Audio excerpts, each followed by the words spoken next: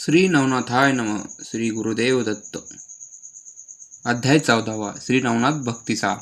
हा अध्याय वाचल्याने आपली कारागृहातून मुक्तता होईल व निर्दोषपणे लोकांत राहता येईल. अध्यायाला सुरुवात. आत्मज्ञान झालेली मैनावती समाधानी नव्हती. तिचे मन गोपीचंदात गुंतलेले असल्यामुळे त्याला मोहाबाहेर कसे काढावे याचाच विचार ती सतत करत राही. माघ महिना असल्यामुळे दिवस थंडीचे होते. मैनावती राजवाड्याच्या सज्जात बसली असताना गोपीचंद खालच्या सुंदर चौकात अंघोळीसाठी आला. तो दात घासत असताना बायका स्नानासाठी सुगंधित उडणे पाणी आणत होत्या. सोन्याचा चौरंग, सुगंधी द्रव्ये व इतर मौल्यवान वस्तूंमध्ये राजांची भोगलूप वृत्ती दिसत होती. त्यामुळे मैनावतीला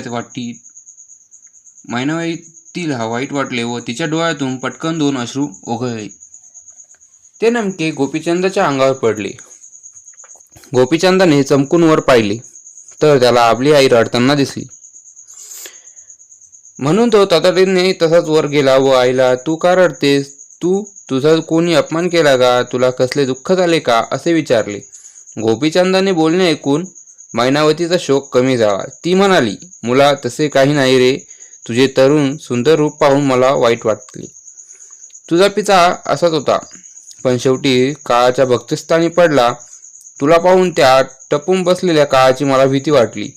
तू त्या काळरूपी वाघाला पिंजऱ्यात बंद करून ठेवशील. तसे केले तर मला दुःख होणार नाही. नारद, व्यास, शुक, रामानुज कितीतरी भगवत भक्त या जन्माची सार्थक करून चिरंजीवी झालेत आहे. तसा तू पण हो. आईचे कळकळीने बोलणे ऐकून गोपीचंद म्हणाला, आई तू अगदी खरे सांगितले, पण सध्या असा कोण अधिकारी महात्मा लाभेल? मैनावती म्हणाली, तुला खरे तर तसे एक श्रेष्ठ योगी या नगरात आले आहे. त्यांचे नाव जालंधरनाथ. त्यांना तू शरण जा. तुझे वैभव, राज्य मोठे होऊ, परिवार मोठा आहे, पण त्यातले काहीच टिकणारे नव्हे. तेव्हा गोपीचंद म्हणाला, मी त्यांना शरण जाईन आणि कसून योग अभ्यास करीन. पण हे सर्व वैभव, सुख, संपत्ती कशी सोडू? आणखीन 12 वर्षे मला हे सुख भोगू दे. मग मी याचा त्याग करून योग मार्गाला लागेल. मैनावती म्हणाली, 12 वर्षाची खात्री कोण देईल?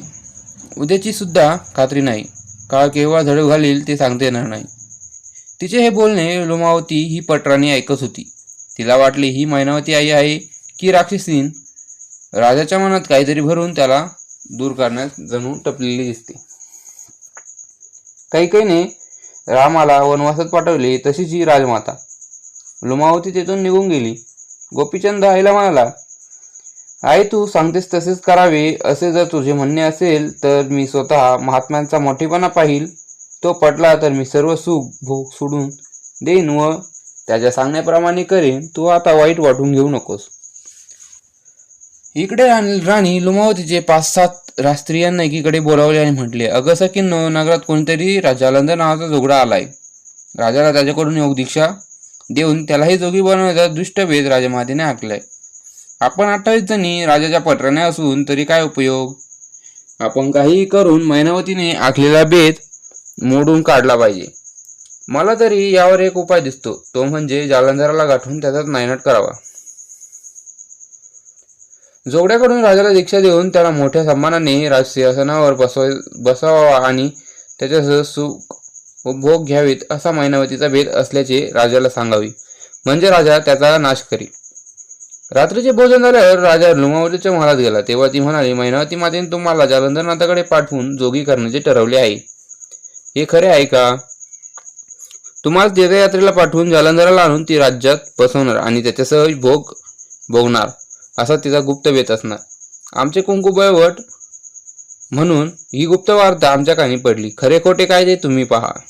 लुमावतीचे बोलणे ऐकून गोपीचंद संतप्त झाला. अगदी विश्वासातले मंत्री व सेवक घेऊन तो जालंधराकडे गेला. तेथील एक खोल कूप होता. त्यात त्याला ढकलले व घोड्याची लीद, शेण, कचरा आणि राज त्या कूपात घालून जालंधराला त्याची पूर्णपणे गाडून टाकले. दुसऱ्या दिवशी जालंधर जागेवर नाहीत हे समजल्यानंतर मैनावतीला मनातून फार वाईट वाटले, पण तिने बाहेर दाखविले नाही. गोपीचंद सर्व स्त्रियांना मात्र आनंद झाला. राजाने मंत्री व सेवकांद्वारे जालंधराला विहिरीत टाकले, परंतु वज्रास्त्र मंत्र म्हटल्यामुळे त्याला कोणीही दुखापत झाली नाही. त्याने आकास्त्र मंत्र म्हणून स्वतःभोवती पोक्क जागा करून घेतली. त्यामुळे लीज कचरा अंधांतरीच राहिला. त्याने राजाविरुद्ध कोणताच शस्त्रप्रयोग केला नाही, उलट तो जाणस्त बसला. अध्याय समाप्त.